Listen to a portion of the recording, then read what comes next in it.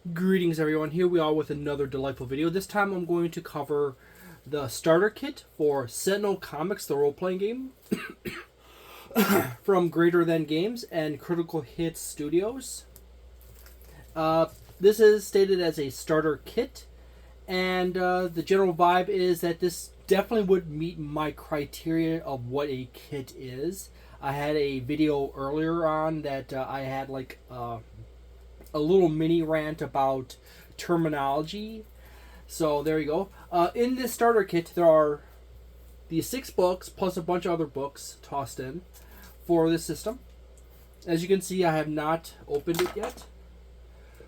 It says in here is 6 exciting adventures from the pages of Sentinel Comics. You play as the Freedom Five and their former intern Unity in the timeline gap between the end of Sentinels of the Multiverse card game and Sentinel Comics, the role-playing game. Each here has their own booklet detailing who they are, how their character sheet works, and what they can do. All plus the gameplay guide add up to a total of 13 books, including in the starter kit. That definitely does classify as a starter kit. Heroes, you must help rebuild Megalopolis, and you reunite the hero teams of the world, all while starving off attacks from the villains who threaten us all. Can you uncover who is behind these attacks before it is too late? So there you go. If you want to read it yourself, that's the 6 books, I do believe. And then a little information right here. This is actually fairly cheaply priced on Amazon and in most places I've seen.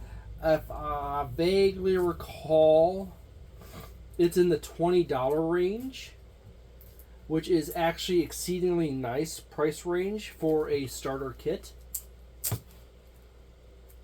So I get my ugly, scary knife out, not rusty, and not the karambit. And I slide off the plastic. And this is essentially...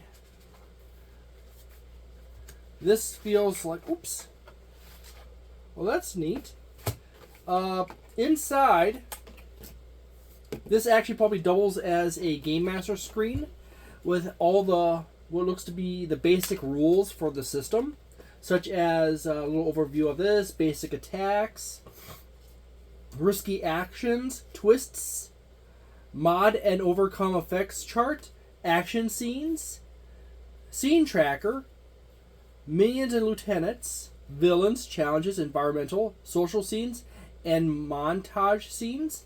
So this is, I'm already getting the vibe that this system is very story thematic, action, like movie or comic kind of vibe.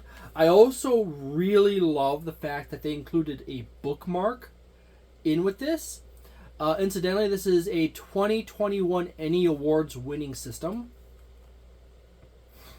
So that's actually pretty cool.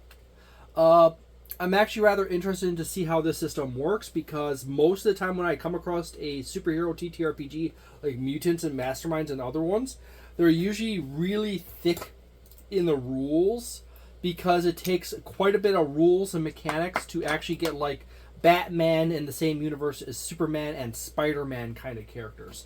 So I'm already liking the fact that this is essentially a really simple Game Master screen that the Game Master can just plop down right in front of themselves, and they can have their little notes behind there, or minis or anything like that.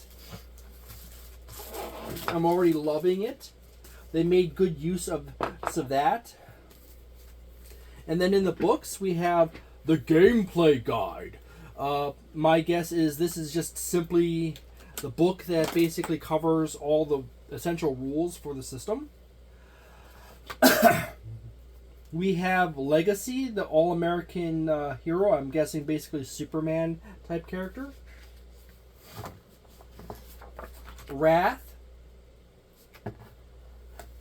the urban rogue who uses throwing knives, stealth, and gadgets to fight crime. What's the information? The mighty flying leader of the Freedom Five. Okay, that's Legacy. Bunker, the huge power suit that changes modes and wields the riot cannon. Okay. Tachyon, the speedy scientist who thinks even faster than she sprints. That's actually kind of neat. I actually do like the style of her costume. Absolute Zero, the frozen man who is kept alive by his power suit and control of the cold. So basically a heroic Mr. Freeze. That's actually a really nice suit. I do like the art style. The art style is really nice. Unity, the former intern of the team who builds robot friends with her mind. Oh, this book is upside down. No. Oh, I guess they're all upside down momentarily. We got Freedom 5, Sentinel Comics, game moderator only. So these are the game moderator adventures for the books. So you have the rule book for the system. You got individual booklets for all the characters that explain the characters and how they operate. And then you have individual books focused around each of the heroes and their adventures that replicate the feel of comics. That's actually really nice. I like that very much. So that's really cool. So far I'm really liking this. There's no dice in this set, but of course, why do I need to worry about that? Most people have a lot of dice as it is. It might be worth having, say, like if you had a starter set, to have dice in it. But this is a starter kit. This is a cheaper, faster option that's between a quick start rule book and a starter set / beginner box. So right here we have this really clean white background. It's off-white, which is actually quite nice. Fairly reflective. The text is decent size, could be a little thicker. They have a player section and a game moderator section. Personally, as you know, I would prefer to have the game moderator section separated from the player section in a separate book. But, you know, I can't be a winner in all situations. We happen to have the dice. They actually have the D4s, D6s, D8s, D10s, and D12s. There's no reference to D20s in the system, so I guess the system does not utilize D20s at all. Basically standard text over. The text is a lot larger overall. If you watch my recent video on the Star Wars Edge of the Empire Game Master screen, you know how important it is to get your text just big enough and have your background clean enough so it is functionally readable for most people to read. This is a difference between having darker or black text on a white background that is cleaner and the larger lettering, as opposed to the smaller lettering, dirtier white background that was in that video. Overall, examples of play, that's actually rather nice. You have right here in the first half of the section is basic explanation of the premise of the game, basic items that you need for the system, the concept of hero points, play to your principles, and important social rules. There's an example of play, when you do it, and so forth. You have social scenes, montage scenes explained, actions in brief, step 0, who's going next. Step 1, describe what you do. Step 2, choose your action. Step 3, choose ability or action. Step 4, power, quality, and status. Explains each of the components of the phases of combat. Step 5, rolling dice results, and explains the various dice and how they relate to that process. That actually covers over 3 pages. And the last section, step 6, is hands-off action. 2 pages and a small section of the 3rd page. And then you step 6, which basically is your cleanup phase on your turn. And then you have the game moderator rules right here. And this actually seems to be very simple and to the point. And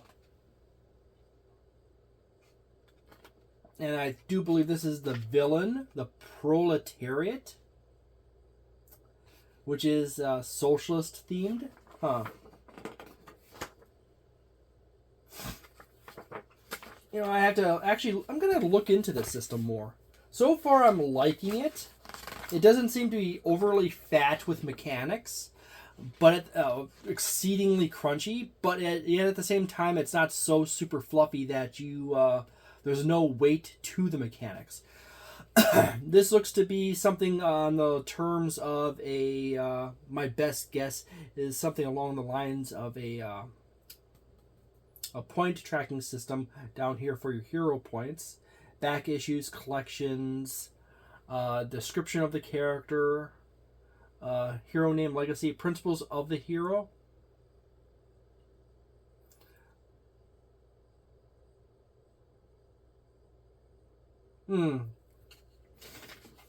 And then we go on to the next page, which is actually the character page in character sheet in proper.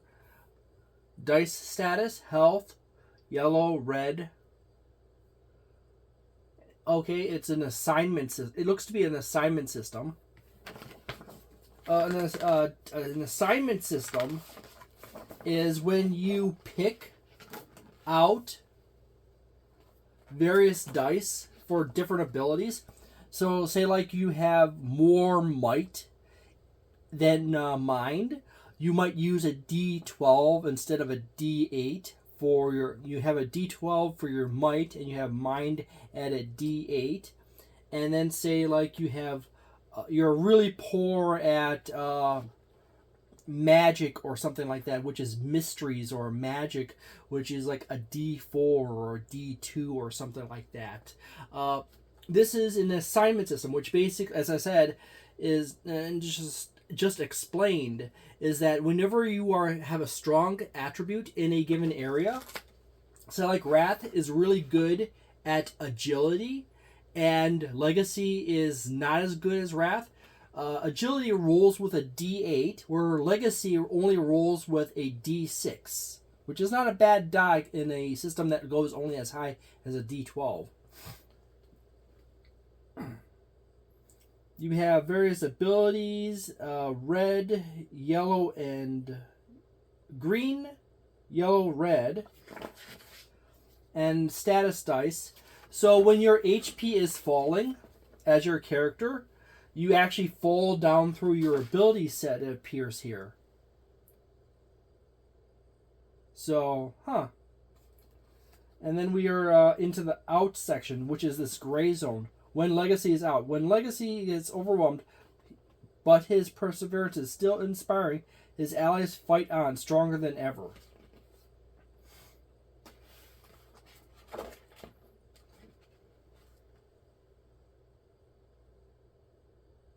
So Wrath is out.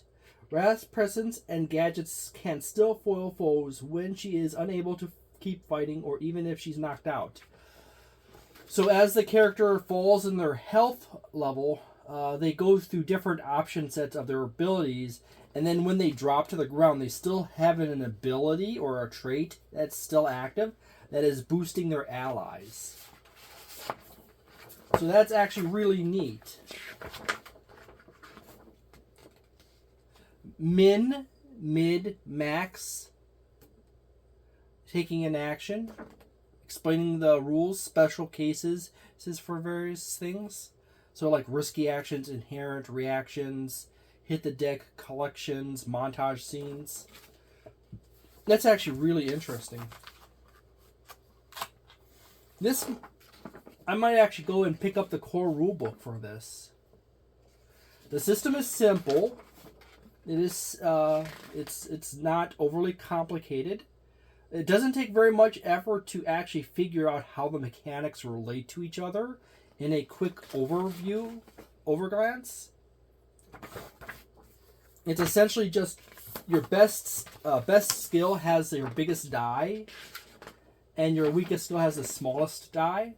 And as you get weaker, you go through your different sets of skills, and to hit your weakest, your out of commission skill, which in the case of Bunker is the fight you can get bad the The fight can get bad enough that bunker suit has to power down, but there's still helpful gear stashed in it. So there might be like a different kind of item or a laser gun or something like that.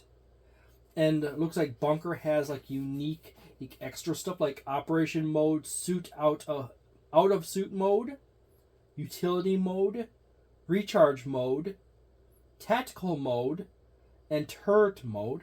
Huh. That's interesting.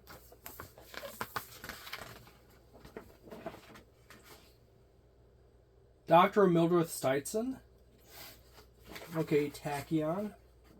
Even though she's out of the fight, Tachyon can still impart high-speed info to an ally, improving their actions at a cost. Now that's interesting. No, actually, yeah.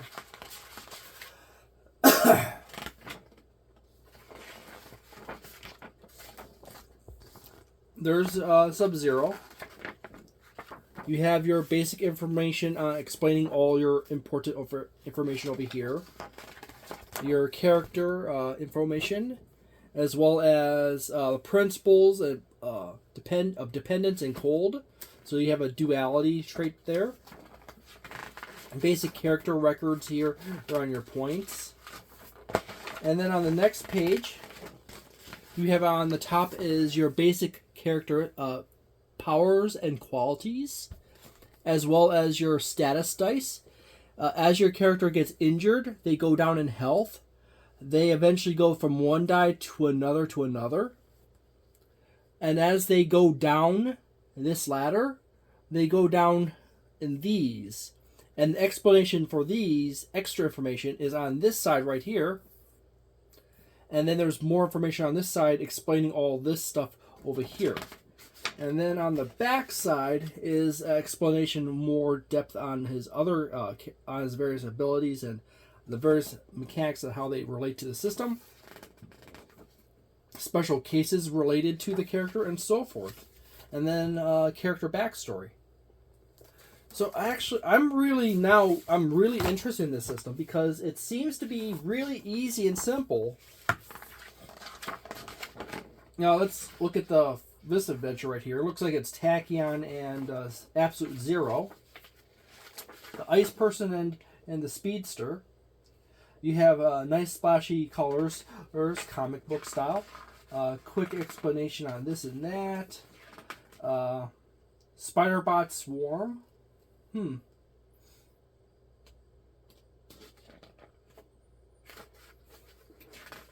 Very quick and simple.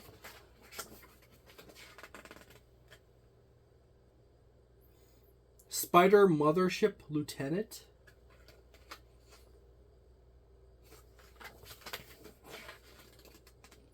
Now I see like a small slight eat here. From what I can say of this is that the system doesn't have really hard numbers or mechanics. It's just really, it's more of a soft more social roleplay type system. The enemy stat blocks that I do come across in here are more in the description territory of describing their abilities in a very loose fashion and their actions. But it seems to be more along the lines of like basically solve this problem kind of thing.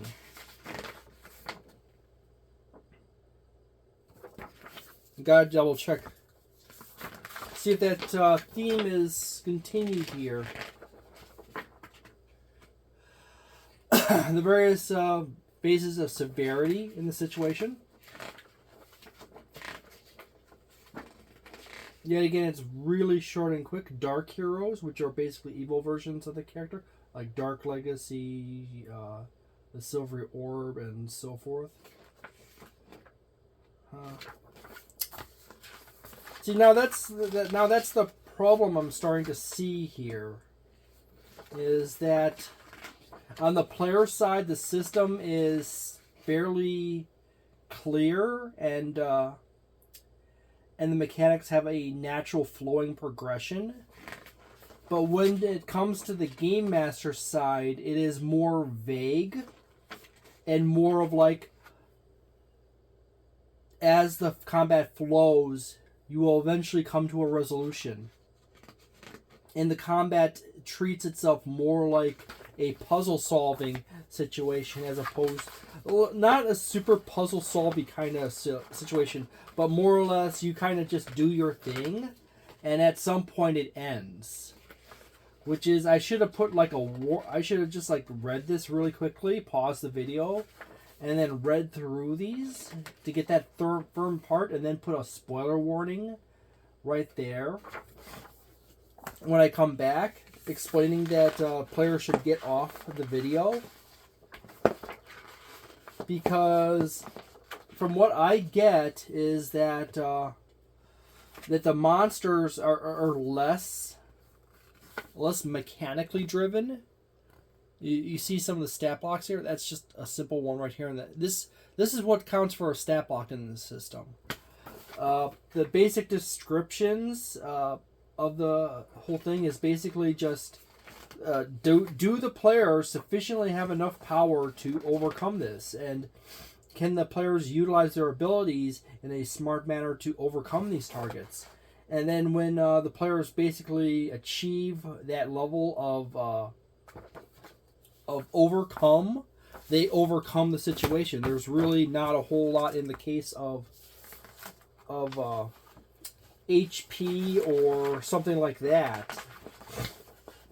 It sort of follows that whole flow process of when the players do enough stuff, they win.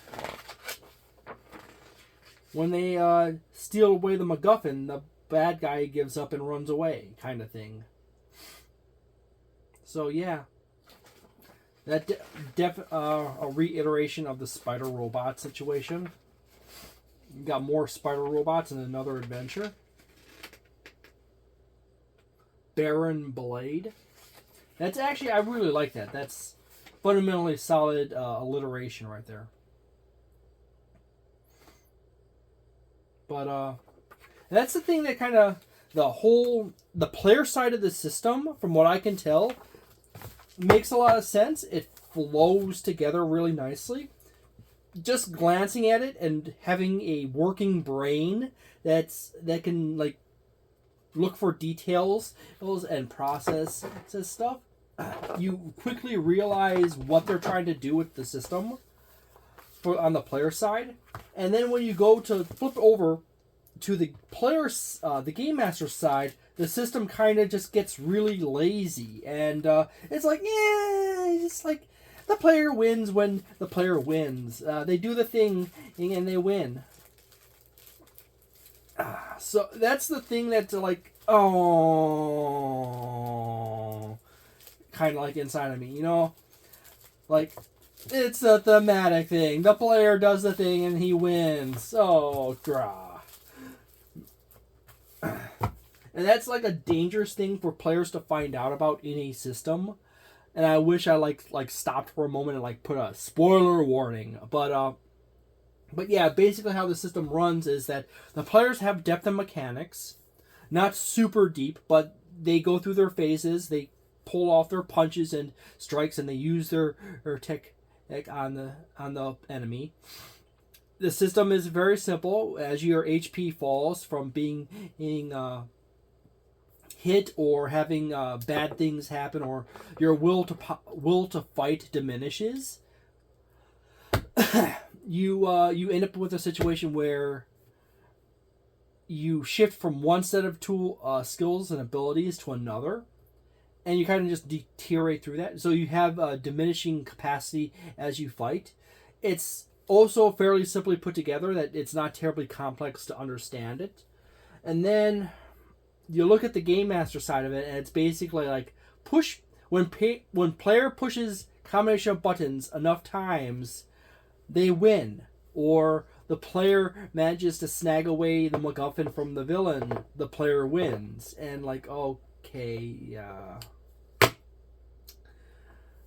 So Yeah, as far as I do, as far as the concept of a starter kit is concerned for this thing, I really do like this. This is a really cheap and efficient way to get people started into the system.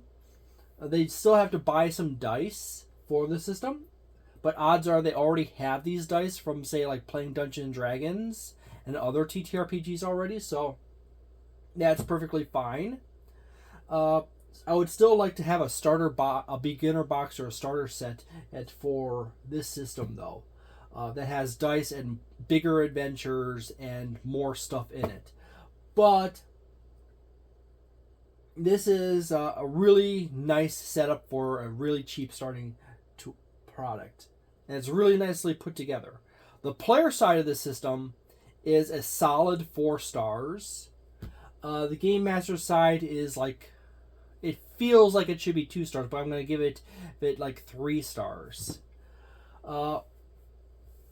I don't really like the whole thing that the system basically has this really thin veneer of do thing win, okay?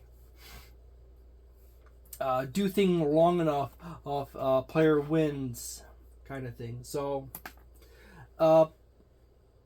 yeah, sad to say.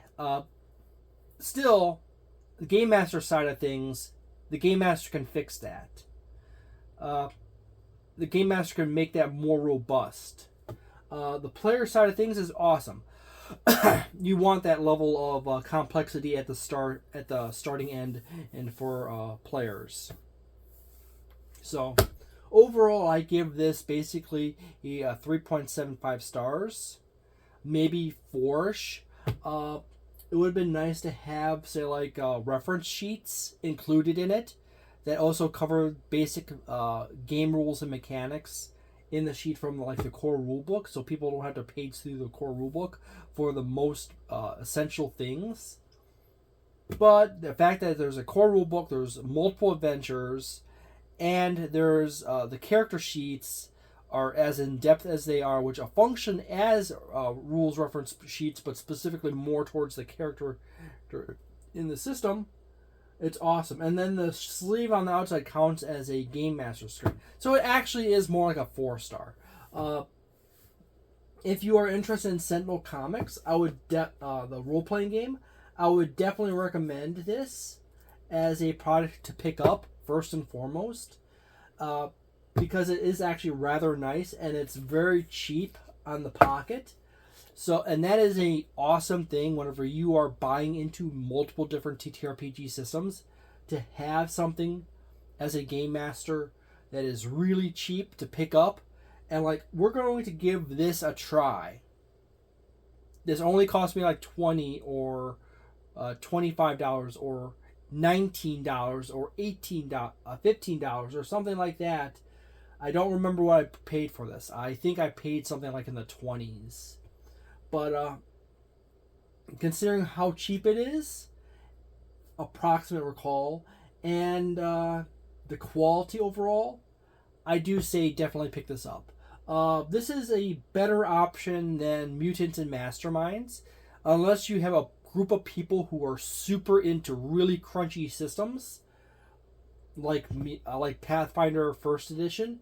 Mutants and Masterminds is a really good option. But this system appears to be a really good option for groups of people who just want a simpler tabletop role-playing game that is in a superhero theme. And most superhero-themed tabletop role-playing games are really complex because they're trying to make Spider-Man work in a world where there's like a Batman character, where there is a Punisher-type character, where there is a Wonder Woman type character, and so forth. This huge power range potential. So the fact that this system pulls it off looks to have pulled it off as well as it does, I like that. So thank you very much for watching this video. I hope you have a delightful day, a nice night, a wonderful weekend, a magnificent month. And if you like this video, please leave a like, subscribe, and see me on the channel again. Ciao.